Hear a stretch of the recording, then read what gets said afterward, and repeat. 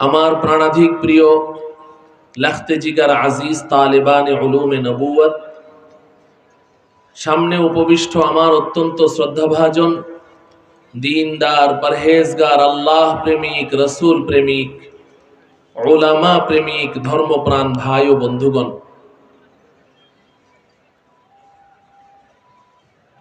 আলোচনার সুবিধার্থে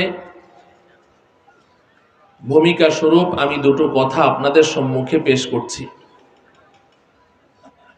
আল্লাহ রব্বুল আলামিন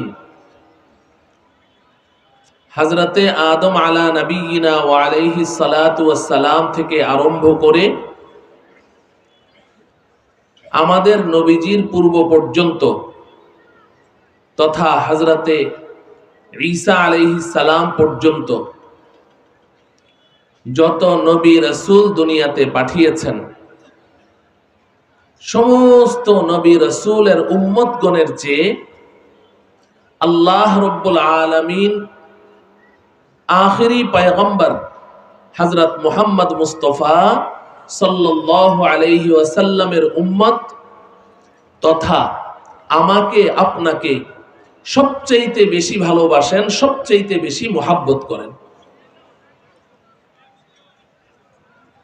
প্রশ্ন জাগে যে আল্লাহ রব্বুল আলামিন আমাদেরকেই যে বেশি মুহাব্বত করেন, আমাদেরকেই যে সবচেয়ে বেশি ভালোবাসেন, এর দলিল কি, প্রমাণ কি? প্রমাণ তো অনেক আছে। আমি আপনাদের সম্মুখে দুটো প্রমাণ পেশ করব। প্রমাণ বুঝার আগে, দলিল বুঝার আগে দাবি বুঝতে হবে। দাবি যদি মনে না থাকে তাহলে দলিল বুঝে লাভ কি?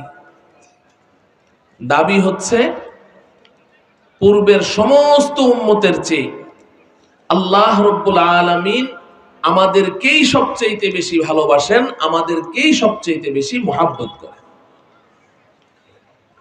এক নাম্বার দলিল, আল্লাহ রব্বুল আলামিন পূর্বের নবী রাসূলগণকে এই দুনিয়াতে পাঠানোর ক্ষেত্রে আল্লাহ পাকের একটি সুন্নাত ছিল, একটি তরিকা ছিল। আমাদের নবীজির পূর্ব পর্যন্ত অন্যান্য নবী রাসূলগণকে যখন আল্লাহ রব্বুল আলামিন দুনিয়াতে পাঠিয়েছেন, অধিকাংশ ক্ষেত্রেই দেখা যায় আল্লাহ পাক একসাথে এট এ টাইমে একাধিক নবী রাসূল দুনিয়াতে পাঠিয়ে দিয়েছেন। একই সাথে একাধিক রাসূল, একই সাথে একাধিক নবী দুনিয়াতে অবস্থান করেছেন এবং তাদের নবুয়ত চলমান ছিল। যেমন আমরা সকলেই জানি হযরতে ইব্রাহিম খলিলুল্লাহ আলাইহিস সালাম, তিনি যখন পয়গম্বর, তার পার্শ্ববর্তী দেশে হযরতে লূত আলাইহিস সালাম তখন পয়গম্বর। একই সময়ে ইব্রাহিম আলাইহিস সালামেরও পয়গম্বরী চলছে, লূত আলাইহিস সালামেরও পয়গম্বরী চলছে। হযরতে লূত আলাইহিস সালামকে যেই কওমের কাছে পাঠানো হয়েছিল, তাদের উপরে হুকুম হলো তোমরা তোমাদের এই পয়গম্বরের অনুসরণ করো। ইব্রাহিম খলিলুল্লাহ আলাইহিস সালামকে যেই কওমের কাছে পাঠানো হয়েছে, তাদের উপরে হুকুম তোমরা তোমাদের পয়গম্বরের অনুসরণ করো। এই পয়গম্বরের পয়গম্বরী এই এলাকায় চলমান, পার্শ্ববর্তী এলাকার পয়গম্বরের পয়গম্বরী ওই এলাকায় চলমান। হযরতে ইব্রাহিম খলিলুল্লাহ আলাইহিস সালামের দুই পুত্র, দুই ভাই, হযরতে ইসহাক আলাইহিস সালাম এবং হযরতে ইসমাঈল জবিহুল্লাহ আলাইহিস সালাম, দুই ভাই, দুজনেই পয়গম্বর, দুজনেই নবী। আবার হযরতে ইসহাক আলাইহিস সালামের পুত্র হযরতে ইয়াকুব আলাইহিস সালাম, তিনি কেনানের নবী। আবার ইয়াকুব আলাইহিস সালামের পুত্র হযরতে ইউসুফ আলাইহিস সালাম মিশরের নবী। একই সময়ে বাবা কেনানের নবী, সন্তান মিশরের নবী। হযরতে মুসা আলাইহিস সালাম, মুসা আলাইহিস সালাম ফেরাউনের এক গুপ্তচর তাকে একটা থাপ্পড় দিয়েছেন, তো সাথে সাথে ওখানে স্পট ডেড, মরে গেছে। ফেরাউন যখন জানতে পারলো যে মুসা আমার লোককে হত্যা করেছে, তো ফেরাউন হযরতে মুসা আলাইহিস সালামকে গ্রেফতারের নির্দেশ দিয়েছে, যেখানে পাও তাকে গ্রেফতার করো। মুসা আলাইহিস সালাম আল্লাহ পাকের নির্দেশে মিশর থেকে পলায়ন করলেন। কার নির্দেশে? আল্লাহ পাকের নির্দেশে।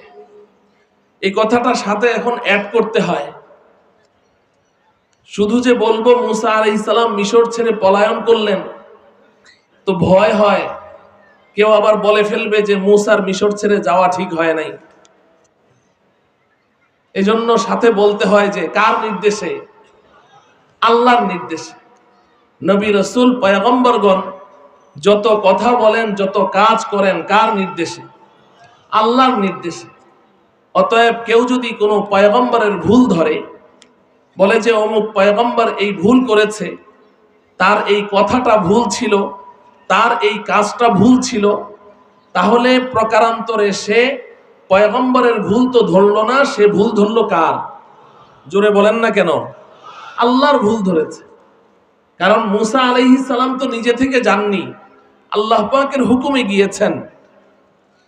অতএব কেউ যদি এ কথা বলে যে মুসা আলাইহিস সালাম তার কওমের লোকদেরকে ছেড়ে তুর পাহাড়ে চলে গেছেন, কওমের লোকদের চিন্তা করলেন না, নিজের ফিকির করলেন, তুর পাহাড়ে চলে গেলেন, এটা তার ভুল হয়েছে। আর এই ভুলের কারণে তার কওমের 5,80,000 তথা 6 লক্ষ মানুষ পথভ্রষ্ট হয়ে গেছে। নাউজুবিল্লাহ বলেন। ও আমার প্রিয় ভাইয়েরা, মুসা আলাইহিস সালাম তুর পাহাড়ে গিয়েছেন কার হুকুমে? আল্লাহ রাব্বুল আলামিনের হুকুমে। আল্লাহ পাক কোরআনে হাকিমে বলছেন, ওয়া ওয়া'আদনা মুসা 30 লাইলা ওয়া আতমামনাহা বি'আশরিন ফাতাম্মা মিকাতু রাব্বিহি ফাতাম্মা মিকাতুহু 40 লাইলা। যে আমি মুসাকে 30 দিনের জন্য আহ্বান করেছি। আল্লাহ বলছেন আমি 30 দিনের জন্য মুসাকে তুর পাহাড়ে ডেকেছি। ভালো করে বুঝেন, আল্লাহ বলছেন আমি ডেকেছি, ডাকার পরে আরো 10 দিন অ্যাড করে দিয়েছি। 30 দিনে হবে না, 40 দিনের চিল্লাকাশি করতে হবে। আল্লাহ পাক মুসাকে তুর পাহাড়ে আহ্বান করেছেন, আল্লাহ নিজে বলছেন আমি ডেকেছি। এখন যদি কেউ বলে যে না মুসা তুর পাহাড়ে যাওয়াটা তার ভুল সিদ্ধান্ত ছিল, তাহলে সে মুসা আলাইহিস সালামের ভুল ধরলো না, আল্লাহর ভুল ধরলো। আল্লাহ রাব্বুল আলামিন আমাদেরকে বুঝার তৌফিক দান করুন। সে ভিন্ন বিষয়। তো মুসা আলাইহিস সালাম যখন জানতে পারলেন যে ফেরাউন তাকে গ্রেফতারের নির্দেশ দিয়েছে, তো মুসা আলাইহিস সালাম আল্লাহ পাকের হুকুমে মিশর ছেড়ে পলায়ন করে বহু দূর দেশে চলে গেলেন। সেখানে গিয়ে যার বাড়িতে আশ্রয় পেলেন তিনিও ছিলেন একজন পয়গম্বর, হযরতে শুআয়ব আলাইহিস সালাম। তো বলার উদ্দেশ্য হলো যে আল্লাহ রাব্বুল আলামিন পূর্বের নবী রাসূল পয়গম্বরগণকে দুনিয়াতে পাঠানোর ক্ষেত্রে সুন্নাতুল্লাহ, আল্লাহ পাকের এই সুন্নত ছিল, এই তরিকা ছিল যে আল্লাহ পাক এলাকা ভিত্তিক পয়গম্বর পাঠিয়েছেন, এলাকা ভিত্তিক নবী পাঠিয়েছেন। এই এলাকার নবী একজন, ওই এলাকার নবী আরেকজন, এলাকা ভাগ করে দিয়েছেন। পক্ষান্তরে আমার আপনার পয়গম্বর সাইয়্যিদুল মুরসালিন হযরত মুহাম্মদ মুস্তাফা সাল্লাল্লাহু আলাইহি ওয়াসাল্লাম, আমাদের নবীজি কোন এলাকার জন্য এসেছিলেন? আরব দেশের জন্য, ইউরোপের জন্য, আমেরিকার জন্য, এই উপমহাদেশের জন্য? না না না। একজন কবি তো বড় চমৎকার করে বলেছেন, জাহাं তক হ্যায় রবুবিয়ত খুদা কি, জাহাं তক হ্যায় রবুবিয়ত খুদা কি, वहां तक है नबूवत मुस्तफा की, वहां तक है नबूवत मुस्तफा की। আল্লাহ রব্বুল আলামিনের খোদাই যত যত জায়গায় চলে, আল্লাহ পাকের প্রভুত্ব যত যত জায়গায় চলে, আমার আপনার নবীর নবুয়ত তত তত জায়গায় চলে। আল্লাহ রব্বুল আলামিন, আলহামদুলিল্লাহি রব্বিল আলামিন, আমাদের রব রব্বুল আলামিন। আলামিন আলম এর বহুবচন, আলম এক বচন, আলামিন বহুবচন। আলম মানে একটি জগৎ, আলামিন মানে অনেকগুলো জগৎ, বহু জগৎ। জগৎ কি শুধু এই দুনিয়ার জগৎ না, আরো জগৎ আছে, আরো জগৎ আছে। তো আলহামদুলিল্লাহি রব্বিল আলামিন, যত জগৎ আছে সমস্ত জগতের রব আমার আপনার রব আল্লাহ রব্বুল আলামিন, আমাদের রব রব্বুল আলামিন। আর আমাদের রাসূল রাহমাতুল লিল আলামিন, রাহমাতুল লিল আলামিন। ওমা আরসালনাকা ইল্লা রাহমাতাল লিল আলামিন, আমাদের রব রব্বুল আলামিন, আমাদের রাসূল রাহমাতুল লিল আলামিন, সমস্ত জগতের জন্য রহমত। অতএব আল্লাহ পাকের খোদাই যত জায়গায় আছে, আমার আপনার রাসূলের রিসালাত তত তত জায়গায় আছে। এমন একজন বিশ্ব নবী আল্লাহ রব্বুল আলামিন, এমন একজন শ্রেষ্ঠ পয়গম্বর আমাকে আপনাকে দান করেছেন। আমাদের কোনো যোগ্যতার বলে নয়, আমাদের কোনো দরখাস্তের বিপরীতে নয়, আমরা কোনো আবেদন করিনি, কোনো দরখাস্ত পেশ করিনি। আল্লাহ রব্বুল আলামিন নিজ দয়ায়, নিজ মায়ায়, নিজ রহমতে আমাকে আপনাকে এই শ্রেষ্ঠ রাসূল, রহমতের রাসূল, বিশ্ব রাসূল আমাদেরকেই দান করেছেন, অন্য কোনো উম্মতকে দান করেননি। এটাই প্রমাণ করে যে পূর্বের সমস্ত উম্মতের চেয়ে আল্লাহ পাক আমাকে আপনাকেই সবচেয়ে বেশি মহব্বত করেন, বেশি ভালোবাসেন। এটা হলো এক নাম্বার দলিল আমি পেশ করলাম। দুই নাম্বার দলিল, এবং এটা আমার উদ্দেশ্য আজকে আলোচনার, দুই নাম্বার দলিল হচ্ছে যে আল্লাহ রব্বুল আলামিন শুধু আমাদেরকে শ্রেষ্ঠ রাসূল দান করেই ক্ষান্ত হননি। রাসূল দিয়েছেন শ্রেষ্ঠ রাসূল, পাশাপাশি আমাদেরকে উম্মত বানিয়েছেন শ্রেষ্ঠ উম্মত। সুবহানাল্লাহ বলেন। আল্লাহ পাক বলেন কুনতুম খায়রা উম্মাহ, তোমরাই সর্বশ্রেষ্ঠ উম্মত। এখানে অনেক উলামায়ে কেরাম, অনেক তালিবুল ইলম ভাইরা আছেন। এজন্য এখানে একটা কথা বলি, মজলিসের মধ্যে উলামা তালাবা থাকলে কথা বলার মজাই ভিন্ন।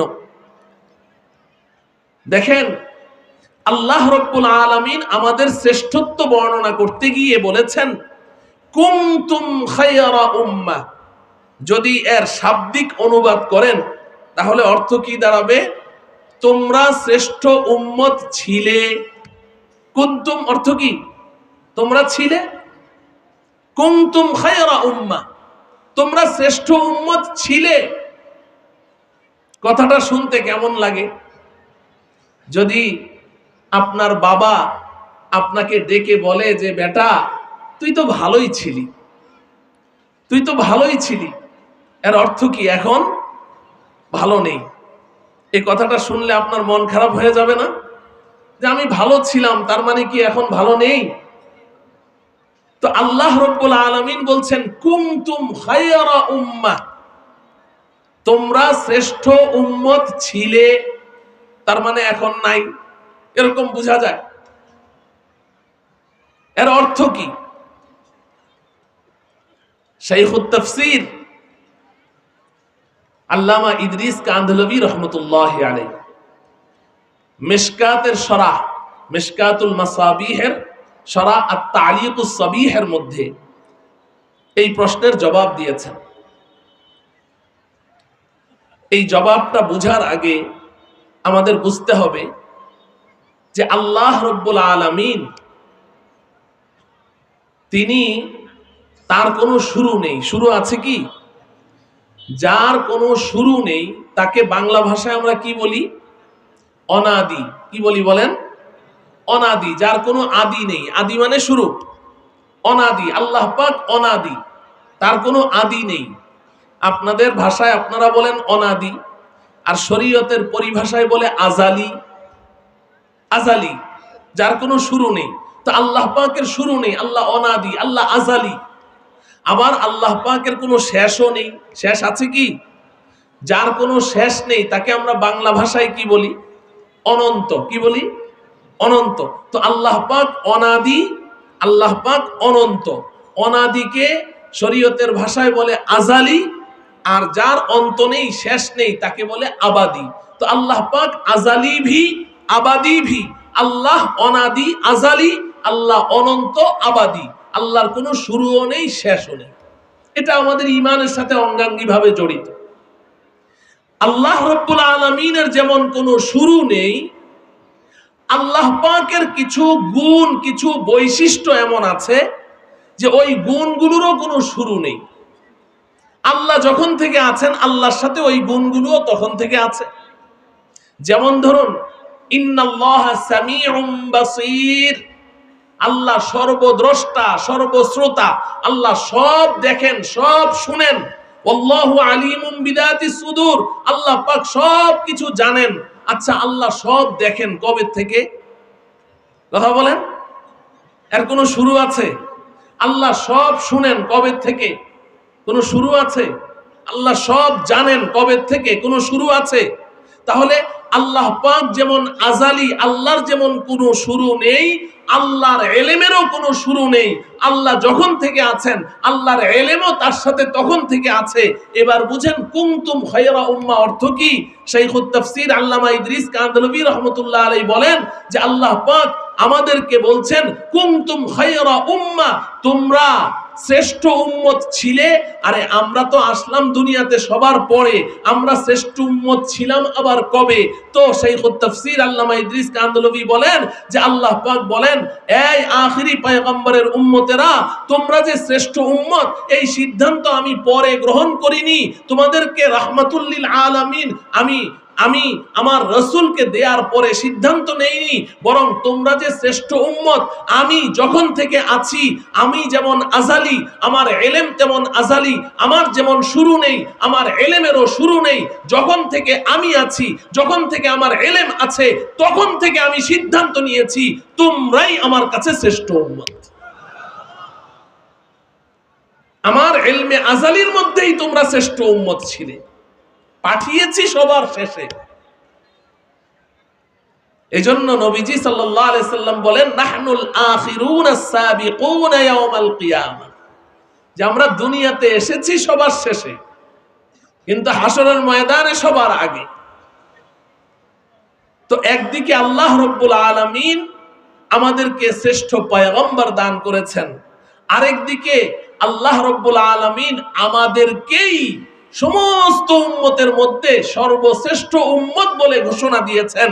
এটাও প্রমাণ করে যে আল্লাহ রাব্বুল আলামিন আমাদেরকেই সবচেয়ে বেশি ভালোবাসেন, আমাদেরকেই সবচেয়ে বেশি মহব্বত করেন। সুবহানাল্লাহ বলেন। মুহতারাম হাজরিন, তো এটা প্রমাণ হলো যে আমরা সর্বশ্রেষ্ঠ উম্মত। কোনো সন্দেহ আছে কারো? কোনো সন্দেহ নেই, আমরা খায়রে উম্মত, আমরা সর্বশ্রেষ্ঠ উম্মত। এখন একটা প্রশ্ন হলো যে আমরা যে সর্বশ্রেষ্ঠ উম্মত, আমাদের এই শ্রেষ্ঠত্ব এটা ধরে রাখার জন্য আমাদের কোনো বৈশিষ্ট্যের প্রয়োজন আছে না নাই? কোনো সিফাত, কোনো গুণের প্রয়োজন আছে না নাই? কোনো কোয়ালিটির প্রয়োজন আছে না নাই? অবশ্যই আছে। আল্লাহ পাক তো নিজ গুণে আমাদেরকে শ্রেষ্ঠ উম্মতের খেতাব দিয়ে দিয়েছেন, কিন্তু এই শ্রেষ্ঠ উম্মতের খেতাব যদি আমরা ধরে রাখতে চাই, আমি যদি চাই যে আমি খায়রে উম্মত থাকবো, আপনি যদি চান আপনি খায়রে উম্মত থাকবেন, শ্রেষ্ঠ উম্মত থাকবেন, শ্রেষ্ঠ উম্মতের লিস্টে আপনার নামটা থাকুক, তাহলে আপনার মধ্যে কিছু গুণ থাকতে হবে, কিছু বৈশিষ্ট্য থাকতে হবে। ওই সমস্ত বৈশিষ্ট্যাবলীর অন্যতম একটি বৈশিষ্ট্যের কথা আল্লাহ রাব্বুল আলামিন সূরাতুল বাকারায় উল্লেখ করেছেন। আমি ওই আয়াতের কিয়দাংশ আপনাদের সম্মুখে তেলাওয়াত করেছি এবং ওই সম্পর্কেই দু চারটি কথা কথা আপনাদের সম্মুখে আমি নিবেদন করতে চাই। আল্লাহ রাব্বুল আলামিন আমাকে ইখলাসপূর্ণভাবে কিছু জরুরি কথা, কিছু হক কথা আপনাদের সম্মুখে নিবেদন করার তৌফিক দান করুন। আমাদের সকলকে এই কথাগুলো আমলের উদ্দেশ্যে এবং অন্যের কাছে পৌঁছিয়ে দেওয়ার উদ্দেশ্যে খুব মনোযোগ সহকারে শ্রবণ করার তৌফিক দান করুন। মুহতারাম হাজিরিন, প্রশ্ন হলো ওই বৈশিষ্ট্য, ওই গুণটি কি, যেই বৈশিষ্ট্য এবং যেই গুণের উপরে আমার আপনার শ্রেষ্ঠত্ব নির্ভর করছে, আমার আপনার শ্রেষ্ঠত্ব ধরে রাখাটা নির্ভরশীল।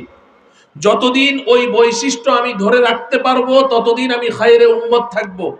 যতদিন ওই বৈশিষ্ট্য আপনার মধ্যে বিদ্যমান থাকবে ততদিন আপনি শ্রেষ্ঠ উম্মত থাকবেন।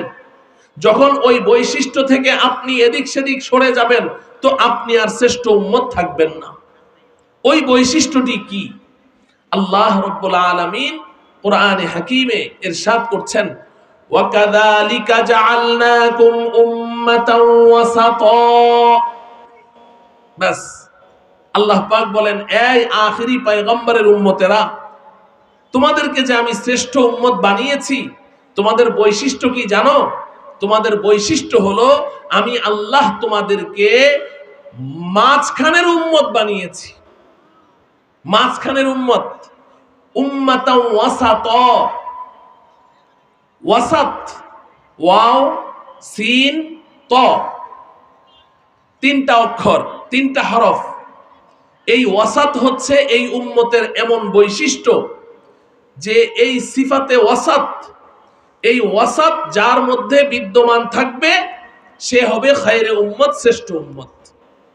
এখন ওয়াসাত অর্থ কি? আমি এই তিন হরফ বিশিষ্ট এই শব্দটি নিয়েই আপনাদের সামনে আলোচনা করতে চাই। ওয়াসাত কি জিনিস? আমার প্রিয় সাথী ও বন্ধুগণ, পর্দার অন্তরালের মা ও বোনেরা ভালো করে বুঝে নেন। ওয়াসাত শব্দটির অর্থ হলো মাঝখান, মধ্যখান। তবে এই শব্দটিকে দুই ভাবে পড়া যায়। একটা হলো সিনের মধ্যে আপনি সাকিন দিবেন, জজম দিবেন, ওয়াও সিন জবর ওয়াস, ত দুই পেশ তুন, ওয়াসতুন। আরেকটা হলো সিনের মধ্যে জবর দিয়ে পড়বেন, ওয়াও জবর ওয়া, সিন জবর সা, ত দুই পেশ তুন, ওয়াসাতুন। দুই ভাবে পড়া যায়। আহলে লুগাতগণ তারা এই দুটোটার অর্থই বলেছেন মাঝখান, তবে একটু পার্থক্য করেছেন। পার্থক্যটা বুঝেন, একটু সূক্ষ্ম পার্থক্য। উলামায়ে কেরাম বুঝবেন, তোলাবারা খুব বুঝবেন। যদি আমি সিনের মধ্যে সাকিন দিয়ে পড়ি ওয়াসতুন, তাও মাঝখান। সিনের মধ্যে জবর দিয়ে পড়ি ওয়াসাতুন, তাও মাঝখান। তবে পার্থক্য হলো, যদি কেউ ভেতরে থাকে, ধরেন এই প্যান্ডেলের ভেতরে বসা আছে কিন্তু মাঝখানে নেই, কিনারে আছে, ডান দিকে কিংবা বাঁ দিকে কিংবা পেছনে, মাঝখানে নেই, তার ব্যাপারে আপনি ওয়াস্তুন শব্দটি প্রয়োগ করতে পারবেন সিনের মধ্যে জজম দিয়ে, হুয়াফি ওয়াস্তিল হাফলা। সে মাহফিলের ভেতরে আছে অথচ সে কিন্তু মাঝখানে নেই, কিনারে বসে আছে কিন্তু প্যান্ডেলের ভেতরে আছে, তার উপরে ওয়াস্তুন শব্দটি প্রয়োগ করা সহি হবে, হুয়াফি ওয়াস্তিল হাফলা। কিন্তু সিনের মধ্যে যদি আপনি জবর দিয়ে বলতে চান হুয়াফি ওয়াসাতিল হাফলা, সিনের মধ্যে জবর দিয়ে বলা তখনই সহি হবে যদি ওই ব্যক্তিটি মাহফিলের ঠিক মিডল পয়েন্টে বসা থাকে, ঠিক মাঝখানে বসা থাকে, তাহলে ওয়াসাতুন শব্দটি তার উপরে প্রয়োগ করা সহি হবে। আর সাকিন দিয়ে পড়বেন তাহলে ডানে বামে কোথাও থাকলেই হবে, তবে ভিতরে থাকতে হবে। এতটুকু কথা যদি বুঝে আসে তাহলে এবার বলুন, আল্লাহ রাব্বুল আলামিন এই উম্মতের বৈশিষ্ট্য বর্ণনা করতে গিয়ে সিনের মধ্যে সাকিন দিয়ে বলেছেন না সিনের মধ্যে জবর দিয়ে ওয়াসাতুন বলেছেন? ওয়াসাতুন বলেছেন। ওয়াকাযালিকা জাআলনাকুম উম্মাতান ওয়াসাতা। আল্লাহ পাক বলেন, এই উম্মতে মুহাম্মাদি, তেমনি ভাবে আমি আল্লাহ তোমাদেরকে উম্মতে ওয়াসাত বানিয়েছি, মাঝের উম্মত বানিয়েছি, মাঝের উম্মত বানিয়েছি। আরে মাঝের উম্মত কেমনে হলো? সকলের মনেই প্রশ্ন জাগছে, আমরা মাঝের উম্মত হলাম কেমনে? আমরা তো পৃথিবীতে সবার শেষে আসলাম, আমাদের পরে তো আর কোনো উম্মত নেই। আপনি যদি মাঝে বলতে হয় তাহলে তো আগে আর পরে কিছু থাকা লাগবে, তাইলেই না মাঝে হবে। বলেন ঠিক কিনা? আমি যদি এখন আপনাদেরকে বলি আমার আঙ্গুলটা দেখিয়ে যে এখানে মাঝখানে কোনটা, আপনারা বলবেন যে না হয়নি, একটা থাকলে আবার মাঝে হয় কেমনে। যদি আরেকটা আঙ্গুল তুলে বলি মাঝে কোনটা, বলবেন না হয়নি, দুটা থাকলে আবার মাঝে হয় কিভাবে। এবার যদি বলি মাঝে কোনটা, এবার বলবেন যে হ্যাঁ এটা মাঝখানে, ঠিক কিনা বলেন। তাহলে মাঝে হওয়ার জন্য আগেও একটা থাকতে হবে, পরেও একটা থাকতে হবে। যদি আমি মাঝে বলি স্বাভাবিকভাবেই সবাই বুঝবে যে হ্যাঁ আর আগে পরে কিছু আছে। আমি যে এলাকায় থাকি গাবতলী, দারুসালাম থানা, তো আমার থানায়, ওই দারুসালাম থানায় একটা ছোট্ট এলাকা আছে, এটাকে গৈদার টেক বলে। পাশে ছোট্ট একটা টিলার মতো ছিল, আগে কোনো যোগাযোগ ছিল না, নৌকায় যেতে হতো, এখন রাস্তা হয়েছে। তো ওই এলাকার একটা নিয়ম আছে। ওই এলাকার নিয়ম হলো যে কেউ যদি একবার হজ করে তাহলে নামের শুরুতে হাজি লিখবে, আর যদি একাধিকবার হজ করে তাইলে আলহাজ লিখবে। একবার হজ করলে আলহাজ লিখতে পারবে না, তাহলে তার বিরুদ্ধে বিচার হয়ে যাবে, সমাজে বিচার বসবে যে তুমি হজ করলা একবার, আলহাজ লেখো কেন। একবার হজ করলে কি লিখতে হবে? হাজি লিখতে হবে। আর যদি দুইবার, তিনবার, চারবার হজ করে তখন আলহাজ লিখতে পারবে।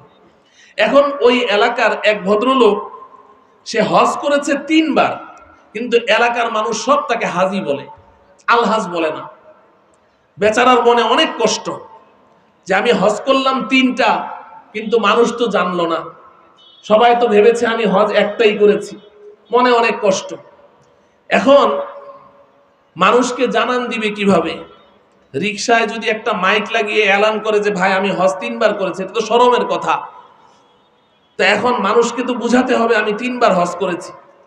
তো সে একটা কৌশল অবলম্বন করেছে, বাড়িতে দাওয়াতের ব্যবস্থা করেছে। এলাকার গণ্যমান্য যারা বিশিষ্ট মানুষ আছে তাদের সবাইকে দাওয়াত করেছে।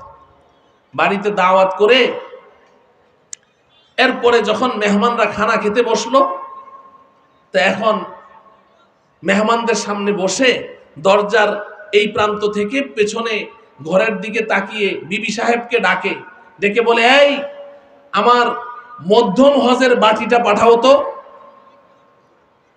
কিছুক্ষণ পরে বলে আরে মধ্যম হজের যেই চামচগুলো আছে ওগুলা দাও তুমি, শুরুর হজের চামচগুলো কেন দিলা, মধ্যম হজের চামচগুলো দাও।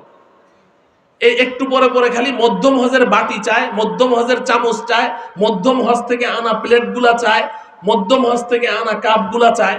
তো যখন বারবার এই মধ্যম হজের বলা শুরু করলো, তখন এলাকাবাসী সবার টনক নড়ে গেল যে কিরে মধ্যম হজের মানে কি, তাইলে তো নিশ্চয়ই সে আগে পরে হজ করেছে। পরে সবাই জিজ্ঞাসা করলো ভাই আপনি হজ কয়বার করেছেন? হজ তো আমি 3 বার করেছি। তো ওই দিন থেকে মানুষ তাকে আলহাজ বলা শুরু করেছে। তো মধ্যম, যখনই মধ্যম বলা হয় তখন বুঝতে হবে যে দুই ধারে কিছু আছে, ঠিক কিনা বলেন। তো এখন আল্লাহ রাব্বুল আলামিন আমাদেরকে কেন এই কথা বললেন যে তোমরা মাঝখানের উম্মত? এটার অর্থ কি? আমাদের তো কিছুই বুঝে আসছে না। এই উপমহাদেশের শ্রেষ্ঠ মুফাসসিরে কোরআন মুফতি আজম হযরত মুফতি শফি রহমতুল্লাহি আলাইহি তাফসীরে মারিফুল কোরআনের মধ্যে এর জবাব দিয়েছেন। খুব গুরুত্বপূর্ণ একটা মাসআলা, ভালো করে বুঝেন। উনি জবাব দিয়েছেন যে আল্লাহ রাব্বুল আলামিন আমাদেরকে মাঝখানের উম্মত কেন বলেছেন। মাঝখান মানে তো হলো যার আগেও কিছু আছে, পরেও কিছু আছে, কিংবা উপরে কিছু আছে, নিচে কিছু আছে, তাহলেই না মাঝখান। আমরা তো আসলাম দুনিয়াতে সবার শেষে, আমরা আবার মাঝখানের উম্মত কেন হলাম? তো আল্লামা মুফতি শফি রহমতুল্লাহি আলাইহি তিনি এর জবাবে লিখেছেন যে পূর্বের উম্মতেরা বনি ইসরাইল, আমাদের পূর্বে যে অতিবাহিত হয়েছে বনি ইসরাইল, তারা 2 ধরনের অপরাধ করেছে, 2 ধরনের পাপ করেছে। ভালো করে বুঝে নেন, বনি ইসরাইলের মধ্যে 2 ধরনের অপরাধ ছিল, 2 ধরনের পাপ ছিল। এক ধরনের পাপ এবং অপরাধ এই ছিল যে বনি ইসরাইলের কিছু মানুষ তারা আল্লাহ পাকের কিছু বিধান নিয়ে বাড়াবাড়ি করত। আল্লাহ পাকের কিছু বিধান নিয়ে কি করত? বাড়াবাড়ি করত, কঠোরতা করত। আল্লাহ এদেরকে এত কঠিন বিধান দেননি, কিন্তু ওরা নিজেরা নিজেদের জন্য ওটাকে কঠিন বানিয়ে নিত। আল্লাহ তাদেরকে এত বাড়াবাড়ি করতে বলেননি, কিন্তু তারা ওই বিধান নিয়ে খুব বাড়াবাড়ি করত। আর আরেক দল ঠিক ছিল এর উল্টা, তারা আল্লাহ পাকের বিভিন্ন আহকাম, হুকুম আহকাম, বিধান নিয়ে শিথিলতা করত, ঢিলামি করত, ছাড়াছাড়ি করত। তাইলে এক দল ছিল বাড়াবাড়ির শিকার, আরেক দল ছিল ছাড়াছাড়ির শিকার। মুখস্থ করেন, তাইলে সামনের কথা বুঝে আসবে। বলেন, এক দল ছিল বাড়াবাড়ির শিকার, আরেক দল ছিল ছাড়াছাড়ির শিকার। বনি ইসরাইলে দুই ধরনের অপরাধ ছিল। মুফতি শফি রহমতুল্লাহি আলাইহি বলেন, বাড়াবাড়ির শিকার ছিল, তারা বাড়াবাড়ি করত। কি বাড়াবাড়ি করত? তিনি উদাহরণ হিসেবে পেশ করেছেন যে আল্লাহ রাব্বুল আলামিন বনি ইসরাইলকে একজন পয়গম্বর দিয়েছেন, হযরতে উযাইর আলাইহিস সালাম। বনি ইসরাইলের পয়গম্বর ছিলেন, ইহুদিদের পয়গম্বর ছিলেন। হযরতে উযাইর আলাইহিস সালাম আল্লাহর নবী। আচ্ছা, নবীকে তো তাজিম করতে হয়, নবীকে তো সম্মান করতে হয়। সর্বোচ্চ সম্মান আল্লাহর পরে কাকে করতে হবে? কথা বলেন, কাকে করতে হবে? নবীকে করতে হবে। আল্লাহর পরে সবচেয়ে বেশি তাজিম নবীকে করতে হবে, সবচেয়ে বেশি ভালোবাসা নবীকে দিতে হবে, সবচেয়ে বেশি সম্মান নবীকে করতে হবে। এটা তো ঠিক, কিন্তু বনি ইসরাইল তারা হযরতে উযাইর আলাইহিস সালামকে তাজিম করতে করতে, সম্মান করতে করতে এতটা বাড়াবাড়ি করলো যে এক সময় তারা ঘোষণা দিল যে না, এইভাবে সম্মান করে আমাদের তৃপ্তি হয় না। এক সময় তারা বলল উযাইর আল্লাহর পুত্র। নাউজুবিল্লাহ পড়েন। وقالت اليهود عزير ابن الله, আল্লাহ পাক কোরআনে বলেছেন আমি দিলাম নবী, আর ওরা বলে উযাইর নাকি আমার পুত্র। وقالت النصارى المسيح ابن الله, বনি ইসরাইলকে আল্লাহ পাক আরেকজন পয়গম্বর দিয়েছেন, হযরতে ঈসা আলাইহিস সালাম। ঈসা আলাইহিস সালাম, এই ঈসা আলাইহিস সালামকে একদল তার উম্মতেরা তাজিম করতে করতে এদের মন ভরে না, এক সময় তারা ঘোষণা দিল ঈসা আল্লাহর পুত্র। তাইলে এবার আপনারা বলেন, সবাই বুঝবেন, সবাই বুঝতে চেষ্টা করেন, খুব জরুরি কথা, ভালো করে বুঝেন। একজন নবীকে সম্মান তো করবেন, একজন নবীকে তাজিম তো করবেন, কিন্তু নবীকে সম্মান করতে করতে যদি নবীকে আল্লাহর পুত্র ঘোষণা দেয়া হয়, তাহলে প্রকারান্তরে নবীকেও তো আল্লাহ বলেই ঘোষণা দেয়া হলো, ঠিক কিনা বলেন? মানুষের পুত্র তো মানুষ হয়, ছাগলের পুত্র ছাগল হয়, বিড়ালের পুত্র বিড়াল হয়। তাহলে আমি যদি আল্লাহর পুত্র কাউকে ঘোষণা দেই, তো সেও তো আল্লাহই হয়। তো নবীকে যদি আল্লাহর পুত্র ঘোষণা দেওয়া হয়, এটা বাড়াবাড়ি কিনা? এটা বাড়াবাড়ি কিনা? তো মুফতি শফি রহমতুল্লাহ আলাইহি বলেছেন যে দেখো, একদল তারা বাড়াবাড়ির শিকার ছিল। আল্লাহ পাকের আরো অনেক বিধান আছে, কথা বলতে গেলে কথা লম্বা হয়ে যাবে। তো একদল বাড়াবাড়ির শিকার ছিল, তারা চরম ভাবে বাড়াবাড়ি করত। আর আরেক দল ছিল ঠিক এর উল্টা, এরা চরম ঢিলামি, শিথিলতা আর ছাড়াছাড়ির শিকার ছিল। আল্লাহ পাকের কোন বিধানকে অবজ্ঞা করত, অবহেলা করত, অবমাননার করত, অপমান করত, এবং একটা পর্যায়ে এত বেশি শিথিলতা করত যে তাদেরকে ঈমানের গণ্ডির মধ্যে ধরে রাখা বড় মুশকিল ছিল। যেমন এই একদল যেমন আল্লাহর পয়গম্বরকে আল্লাহর চেয়ারে নিয়ে বসিয়ে দিল, আল্লাহর পুত্র ঘোষণা দিল, আর আরেক দল আবার কি করেছে জানেন? কয়েকশো পয়গম্বরকে তারা নিজ হাতে জবেহ করে দিয়েছে, কয়েকশো পয়গম্বর। তাইলে পয়গম্বরের সাথে কত বড় চরম বেয়াদবি, আল্লাহর পয়গম্বরকে জবেহ করা, এটা কি ছাড়াছাড়ি কিনা বলেন?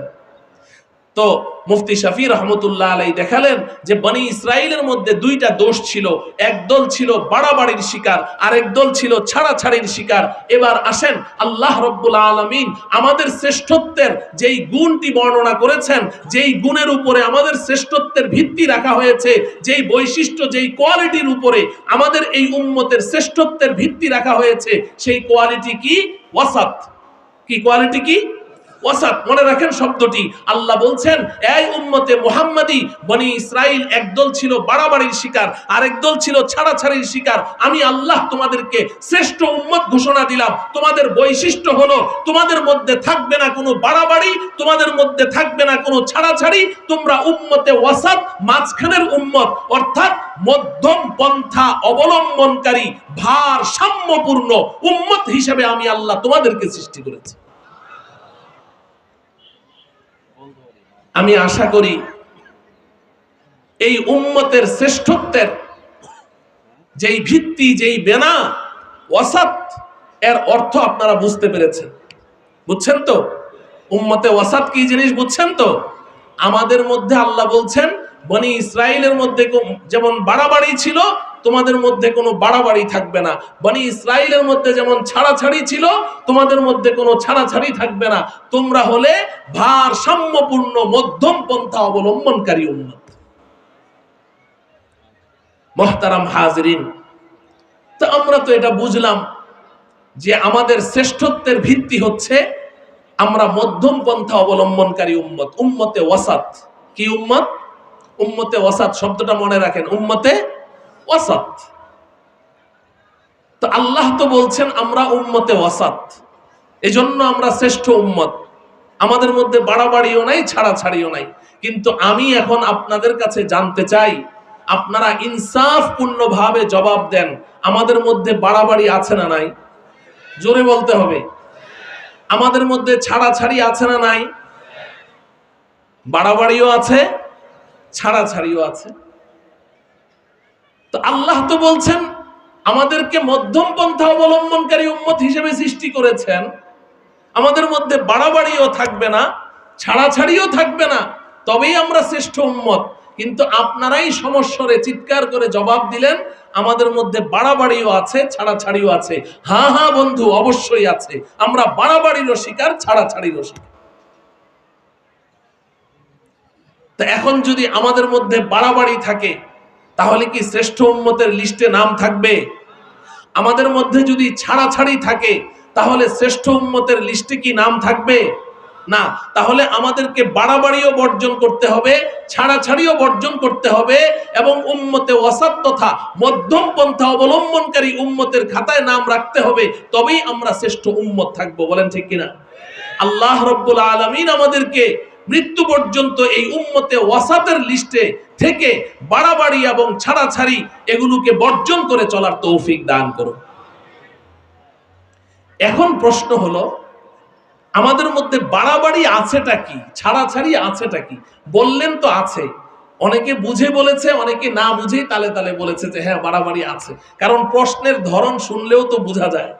তা আমার প্রশ্নের তালে তালে অনেকেই বলে দিয়েছে হ্যাঁ বাড়াবাড়ি আছে, অনেকেই বলেছে ছাড়াছাড়ি আছে। কিন্তু আসলে বাড়াবাড়িটা কি, ছাড়াছাড়িটা কি, এটা আমি একটু আপনাদের সামনে অজাহাত করতে চাই। কারণ যখন আমি বুঝবো যে এটা বাড়াবাড়ি, তো এটাকে আমি ছেড়ে দিব। যখন আমি বুঝবো এটা ছাড়াছাড়ি, তো এটাকে আমি ছেড়ে দিব। যখন আমি ছাড়াছাড়িও ছেড়ে দিব, বাড়াবাড়িও ছেড়ে দিব, তখনই আমি মধ্যম পন্থা অবলম্বনকারী উম্মত হতে পারবো। বলেন ঠিক কিনা? মনে কষ্ট নিবেন না তো? কারো মধ্যে যদি বাড়াবাড়ি থাকে আর আমার মুখ দিয়ে ওটা বের হয়ে যায়, তাহলে কষ্ট পাবেন? কারো মধ্যে যদি ছাড়াছাড়ি থাকে আর আমি ওটা বলে ফেলি, আমি তো আর জানি না আপনার মধ্যে আছে, তাহলে কি কষ্ট নিবেন? না, কষ্ট নেওয়া যাবে না।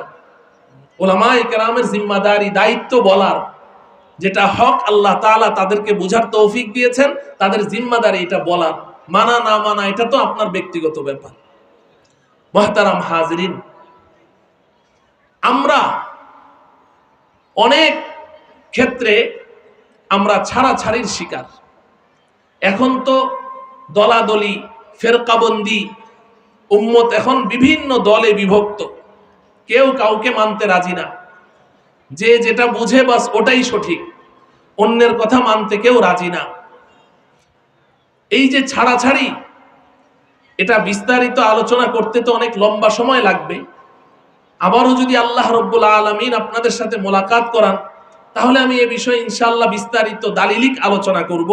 এখন শুধু বুঝার জন্য বলছি। ছাড়াছাড়ি অর্থ হলো এটা না করলেও চলে, ওটা না করলেও চলে, ওটা না করলেও চলে। এটা হলো ছাড়াছাড়ি আল্লাহ পাকের বিধান সম্পর্কে।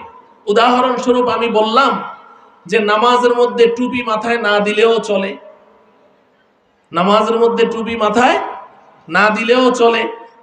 দাড়ি এক মুষ্টি না রাখলেও চলে, একটু একটু রাখলেই চলে। টাকনুগিরার নিচে পায়জামা পাঞ্জাবি ঝুলাইলেও চলে। নারীরা পর্দা করতে গেলে মুখ না ঢাকলেও চলে। তারাবির নামাজ 20 রাকাত না পড়ে 8 রাকাত পড়লেও চলে। এরকম চলে চলে চলে চলে এরকম বলনেওয়ালা কোন জামাত আমাদের দেশে আছে না নাই? আমি এদের নাম দিয়েছি অল রাইট গ্রুপ। কি নাম? All right group. যেটাই জিজ্ঞাসা করবেন এটা কি চলে, বলে হ্যাঁ চলে। এই অল রাইট গ্রুপ, আমাদের এই অল রাইট গ্রুপের ভাইয়েরা তারা নিজেদেরকে পরিচয় দেয় এরা আহলে হাদিস। কি পরিচয় দেয়? এই আহলে হাদিস পরিচয় দানকারী ভাই বন্ধুরা আপনাদের এই অঞ্চলে আছে? আল্লাহ আমাদের সবাইকে হক বুঝার তৌফিক দান করুন। মুহতারাম হাজিরিন, শরীয়তে ইসলামে রাসূলুল্লাহ সাল্লাল্লাহু আলাইহি ওয়াসাল্লামের সুন্নাহ, সাহাবায়ে কেরামের সুন্নাহ, এই নবীজি এবং সাহাবায়ে কেরামের সুন্নাহ এবং আদর্শকে যারা আঁকড়ে ধরে আছে তাদেরকে বলা হয় আহলুস সুন্নাতি ওয়াল জামাআহ। কি বলে? আহলুস সুন্নাতি ওয়াল জামাআহ। সূরা আলে ইমরান 106 এবং 7 নং আয়াত আল্লাহ রাব্বুল আলামিন বলেন, ইয়াউমা তাবিয়াদ্দু ওয়ুজুহুম ওয়া তাসওয়াদ্দু ওয়ুজুহ। আল্লাহ বলেন, এই দুনিয়ার মানুষ, পৃথিবীতে তোমরা যত দলেই বিভক্ত থাকো না কেন, হাসরের ময়দানে আমি আল্লাহ 2 দল করে ফেলবো। কয় দল?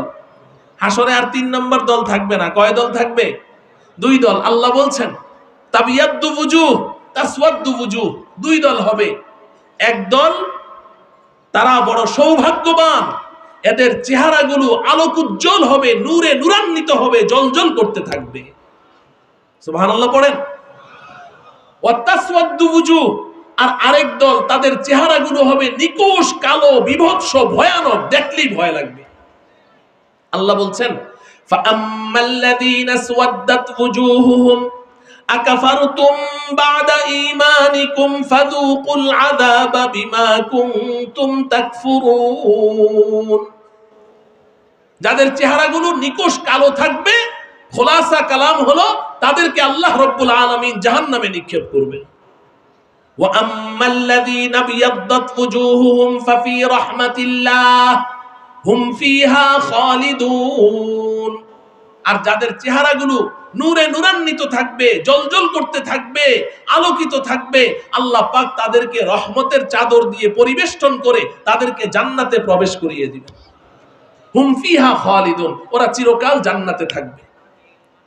এই আয়াতের তাফসিরে আল্লামা জালালউদ্দিন সুয়ুতি রাহমাতুল্লাহি আলাইহি, ওনার প্রসিদ্ধ তাফসিরের কিতাব তো তাফসিরে জালালাইন, যেটা আমাদের নিসাবভুক্ত, কিন্তু ওনার বিস্তারিত মুফাসসাল মুতাওয়াল তাফসিরের কিতাব হচ্ছে তাফসিরে আদ-দুররুল মানসুর। তাফসিরে আদ-দুররুল মানসুরের মধ্যে অবিচ্ছিন্ন সনদে বর্ণনা ধারায় তিনি হাদিস এনেছেন যে হযরতে আবু সাঈদ আল খুদরি রাদিয়াল্লাহু তাআলা আনহু, হযরতে আব্দুল্লাহ ইবনে মাসউদ রাদিয়াল্লাহু তাআলা আনহু, ওনারা নবীজিকে প্রশ্ন করেছেন, ইয়া রাসূলুল্লাহ, হাসরের ময়দানে যেই মানুষগুলো সৌভাগ্যবান, যাদের চেহারা নূরে নূরান্বিত থাকবে, আলোক উজ্জ্বল থাকবে, এই মানুষগুলোকে পৃথিবীতে আমরা চিনব কি করে? পৃথিবীতে এই মানুষগুলোকে চেনার কোনো উপায় আছে কিনা? যে হাসরের ময়দানে তাদের চেহারা নূরান্বিত থাকবে, আপনি আল্লাহ পাক কোরআনে বলেছেন, এবং তাদেরকে আল্লাহ জান্নাতে দিবেন। এদেরকে পৃথিবীতে চিনব কেমনে? নবীজি সাল্লাল্লাহু আলাইহি সাল্লাম জবাবে বলছেন, হুম আহলুস সুন্নাতি ওয়াল জামাআহ। দুনিয়াতে এদের পরিচয় হবে এরা আহলে সুন্নাত ওয়াল জামাআত। এবং এমন একটা রিওয়ায়াত তাফসীর ইবনে কাসিরের মধ্যেও আছে, তবে ওটা মওকুফ আলা ইবনে আব্বাস রাদিয়াল্লাহু তাআলা আনহুমা। হযরত ইবনে আব্বাস রাদিয়াল্লাহু তাআলা আনহুমা বলেন, ইয়াউমা তাবিয়াদ্দু ওয়ুজুহ হুম আহলুস সুন্নাতি ওয়াল জামাআহ, এরা হলো আহলে সুন্নাত ওয়াল জামাআত। এখন আহলে সুন্নাত ওয়াল জামাআত কাকে বলে এটা তো বিস্তারিত বলার সময় নেই, আমরা সবাই কম বেশি বুঝি। আহলে সুন্নাত ওয়াল জামাআত বলা হয় আহলে সুন্নাত ওয়াল জামাআত, সুন্নতে রাসূল, জামাআতে সাহাবা। সুন্নতে রাসূল বলেন, সুন্নতে রাসূল, জামাআতে সাহাবা। সুন্নতে রাসূল, জামাআতে সাহাবা, এই দুইকে যারা মানে তাকে বলে আহলুস সুন্নাহ ওয়াল জামাআহ।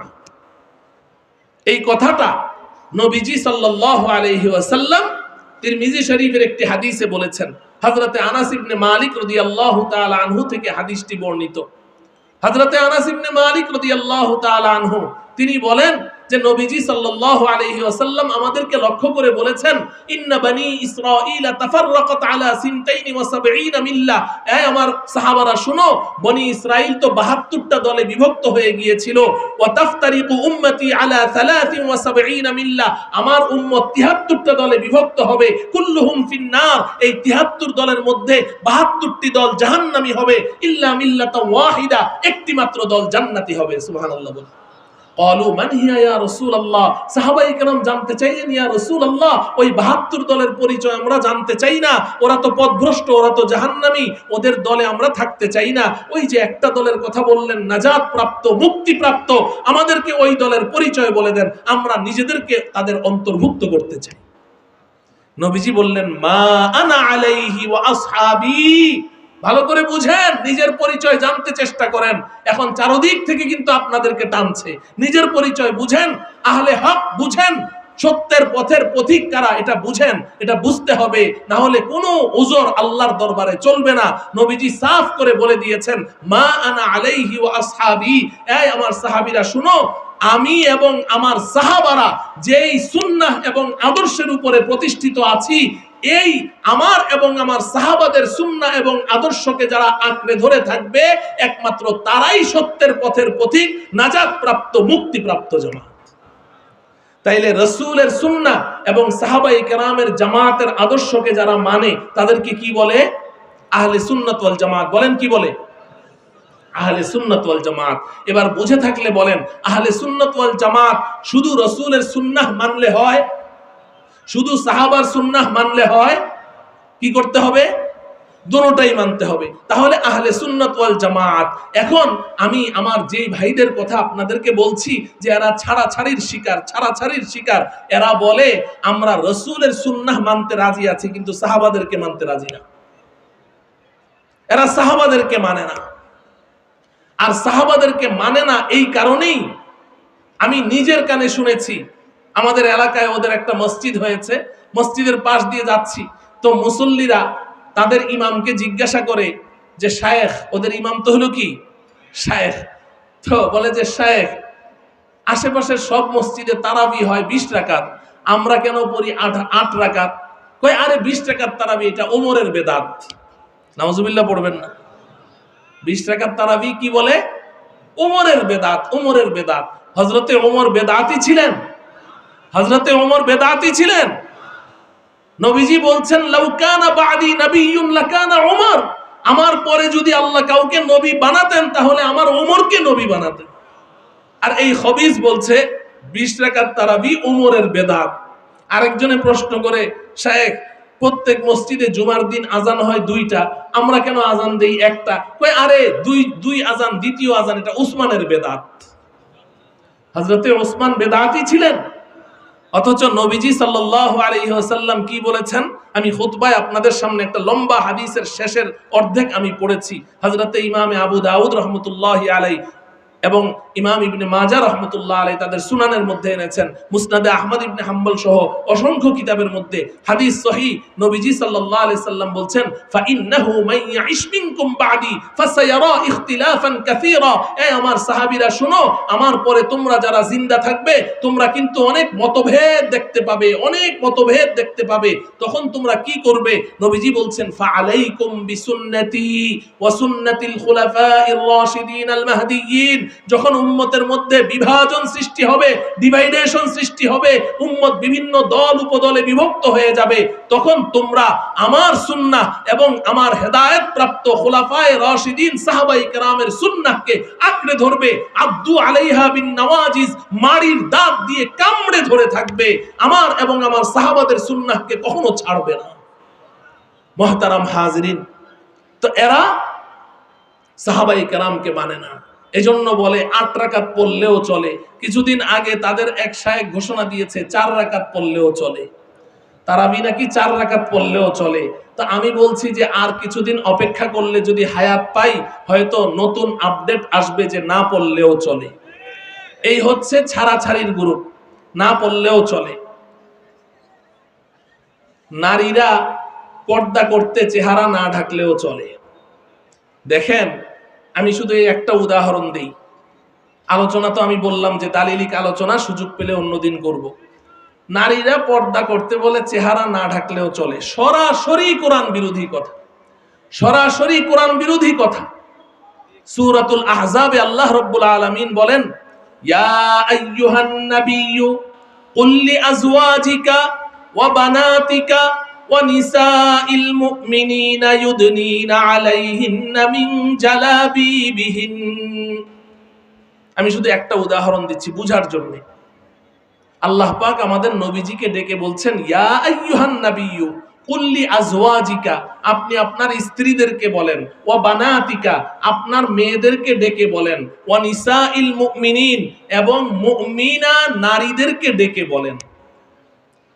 দেখেন কত বড় গুরুত্বপূর্ণ বিধান হলে আল্লাহ পাক এভাবে বলতে পারতেন। নামাজের কথা যখন আল্লাহ বললেন তখন তো আল্লাহ এটা বলেন নাই যে আপনি আপনার কন্যাকে ডাকেন, বিবিদেরকে ডাকেন, মুসলমানদেরকে ডাকেন, পুরুষদেরকে ডাকেন, মহিলাদেরকে ডাকেন। আল্লাহ সরাসরি বলেছেন আকিমুস সালাহ আতুজ যাকাত, নামাজ পড়ো, যাকাত দাও, সরাসরি বলে দিয়েছেন। কিন্তু এই বিধানটা বলার আগে আল্লাহ কি বলছেন? আপনার বিবিদেরকে ডাকেন, আপনার কন্যাদেরকে ডাকেন, মুমিনা নারীদেরকে ডাকেন। বলেন এই বিধানটার গুরুত্ব কম হওয়ার কারণে না বেশি হওয়ার কারণে? বেশি হওয়ার কারণে। আল্লাহ পাক বলছেন এদেরকে ডেকে কি বলবেন? ইউদনিনা আলাইহিন্না মিন জালাবিবিহিন। বুঝেন, ভালো করে বুঝেন। আল্লাহ বলছেন ইউদনিনা আলাইহিন্না মিন জালাবিবিহিন, এদেরকে বলেন এরা যেন তাদের জিলবাবগুলো নিজেদের দিকে টেনে নেয়। জালাবিব জিলবাবুনের জমা, বহুবচন। জিলবাব মানে হলো মোটা চাদর। জিলবাব মানে কি?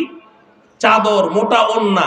মোটা ওড়না, মোটা চাদরকে জিলবাব বলা হয়। তো আল্লাহ বলছেন যে আপনার বিবিদেরকে ডেকে, কন্যাদেরকে ডেকে, মুমিনা নারীদেরকে ডেকে বলে দেন তারা যেন তাদের জিলবাবগুলো, চাদরগুলো নিজেদের দিকে টেনে নেয়। আচ্ছা, এখানে আল্লাহ একটা বিধান দিলেন, নারীদেরকে বললেন যে তারা যেন তাদের চাদর নিজেদের দিকে টান দেয়। কোন দিকে টান দিবে? ডান দিক থেকে টান দিয়ে বাম দিকে নিবে, না বাম দিক থেকে টান দিয়ে ডান দিকে নিবে? নিচের থেকে টান দিয়ে উপরে উঠাবে, না উপর থেকে নিচের দিকে নামাবে? কোন দিকে টান দিবে? এটার প্র্যাকটিক্যাল রূপ কি হবে? এটার আমলি রূপ কি হবে? এটা আমরা নিজেরা আবিষ্কার করব না সাহাবায়ে কেরামকে দেখব? কথা বলে না। নবীজি সাল্লাল্লাহু আলাইহি সাল্লাম কোরআনের আয়াত নাযিল হওয়ার পরে এটার প্র্যাকটিক্যাল রূপ কাদেরকে দেখিয়েছেন? সাহাবায়ে কেরামকে দেখিয়েছেন। তাহলে এবার আসেন, নবীজি, আল্লাহ পাক নবীজিকে তো বললেন আপনি আপনার বিবিদেরকে, কন্যাদেরকে, নারী উম্মতদেরকে বলে দেন তারা যেন তাদের চাদরটা নিজেদের দিকে টেনে নেয়। এটা হলো পর্দার আয়াত। এখন কিভাবে টানবে? তো হযরতে জালালউদ্দিন সুয়ুতি রহমতুল্লাহ আলাইহি, যার নাম একটু আগে আমি বলেছি, তার তাফসীর আদ-দুররুল মানসুর, এই কিতাবের মধ্যে এই আয়াতের তাফসীরে হযরতে আব্দুল্লাহ ইবনে মাসউদ রাদিয়াল্লাহু তাআলা আনহু, নাম শুনেছেন? হযরতে আব্দুল্লাহ ইবনে মাসউদের নাম শুনেছেন? আব্দুল্লাহ ইবনে মাসউদের পরিচয় কি জানেন? একেবারে সংক্ষেপে এক বাক্যে পরিচয় হলো যে নবীজির ১৬ লক্ষ সাহাবায়ে কেরাম, সমস্ত সাহাবাদের মধ্যে যেই পরিমাণ ইলম ছিল, একা আব্দুল্লাহ ইবনে মাসউদের ভিতরে ওই পরিমাণ ইলম ছিল। হযরতে আব্দুল্লাহ ইবনে মাসউদকে প্রশ্ন করা হলো, ইয়া আবদাল্লাহ মা ইউদনিনা আলাইহিন্না মিন জালাবিবিহিন। এ আব্দুল্লাহ ইবনে মাসউদ, আল্লাহ যে বললেন নারীদেরকে যে তাদের কাপড়টা যেন তারা নিজেদের দিকে টেনে নেয়, কিভাবে টানবে? আব্দুল্লাহ ইবনে মাসউদকে প্রশ্ন করা হলো, মা ইউদনিনা আলাইহিন্না মিন জালাবিবিহিন, তারা কিভাবে তাদের চাদর নিজেদের দিকে টানবে? তো হযরতে আব্দুল্লাহ ইবনে মাসউদ রাদিয়াল্লাহু তাআলা আনহু একজনের কাছ থেকে একটা চাদর চেয়ে নিলেন পাশের থেকে। কারো কোনো রুমাল থাকলে আমার হাতে দেন, রুমালটা দেন। হযরতে আব্দুল্লাহ ইবনে মাসউদ রাদিয়াল্লাহু তাআলা আনহু তখন পাশের একজনকে একটা চাদর চেয়ে নিলেন দেখানোর জন্য যে আল্লাহ পাক কিভাবে চাদর টানতে বলেছেন। তো এই চাদরটা এভাবে নিয়ে তিনি এটা মাথার উপরে দিলেন। আমার দিকে তাকান।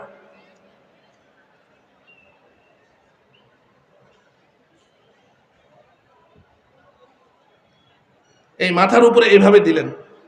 এইভাবে দিয়ে এরপরে প্রশ্নকারীদের দিকে তাকিয়ে বললেন, এইভাবে ধরলেন এই জায়গাটা, ধরে এইভাবে টান দিলেন। টান দিয়ে বললেন, হাদা ইউদনিনা আলাইহিন্না মিন জালাবিবিহিন। মুহতারাম হাজিরিন, এবার বলেন আল্লাহ রাব্বুল আলামিন চেহারা ঢাকতে বলেছেন কিনা? হ্যাঁ, পর্দার আয়াত নাযিল হলোই কিসের উপরে? চেহারার উপরে। কিন্তু আমাদের ওই বন্ধুরা কি বলে? পর্দা করতে গিয়ে নারীদের চেহারা না ঢাকলেও চলে। এই যে চলে চলে চলে চলে বলার কারণেই আমাদের যুবক ভাইয়েরা, বিশেষ করে আমাদের যুবতী বোনেরা, তারা আমাদের ওই বন্ধুদেরকে খুব বেশি অনুসরণ করে। কারণ এখানে গেলে তো অনেক কিছুই না করলেও চলে।